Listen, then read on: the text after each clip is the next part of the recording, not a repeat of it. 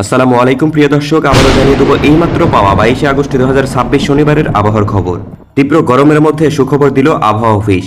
আগামী 5 দিন দেশের 8টি বিভাগে বৃষ্টিপাতের ধারাবাহিকতা বজায় থাকতে পারে বলে জানিয়েছে আবহাওয়া অধিদপ্তর। এছাড়া নদীবন্দর ও উপকূলীয় অঞ্চলে সতর্ক সংকেত জারি করেছে। তো প্রিয় দর্শক, শনিবারে দেশের কোন কোন জেলায় ঝড় বৃষ্টির সম্ভাবনা রয়েছে তা জানিয়ে দেবো এই ভিডিওটিতে। তার আগে আপনি কোন জেলা থেকে আবহাওয়ার খবরটি দেখছেন তা কমেন্ট করে জানিয়ে দিন। আর নির্ভুল সঠিক আবহাওয়ার আপডেট খবর পেতে ভিডিওতে একটি লাইক শেয়ার দিয়ে পেজটি ফলো করে রাখুন।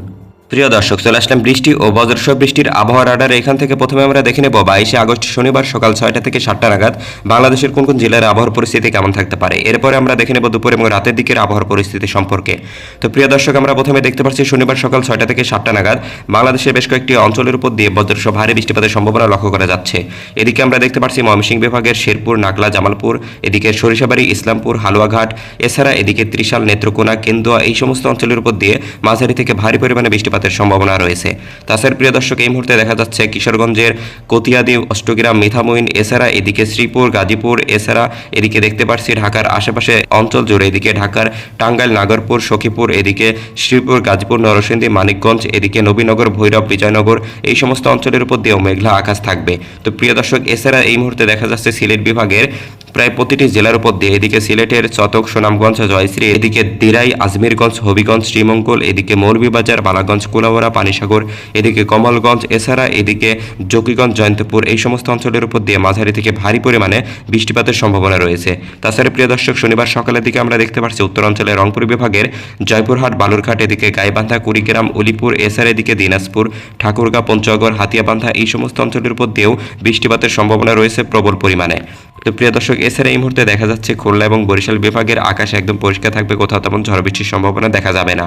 তাছাড়া প্রিয় দর্শক, শনিবার সকালের দিকে আমরা দেখতে পাচ্ছি চট্টগ্রামের অঞ্চলের আকাশও একদম পরিষ্কার থাকবে।